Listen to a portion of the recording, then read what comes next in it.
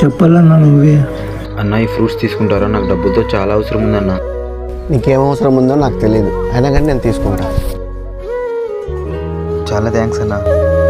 అందులో ఏముందో చూడకుండా ఎట్లా తీసుకున్నావు అన్నా?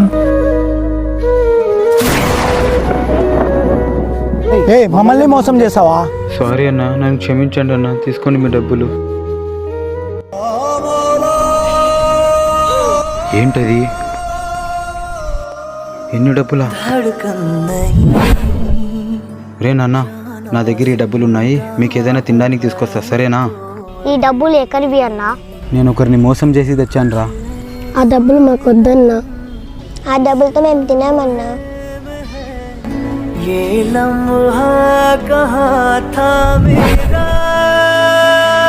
వీడియో బాగుంటే సూపర్ అని కామెంట్ చేయండి.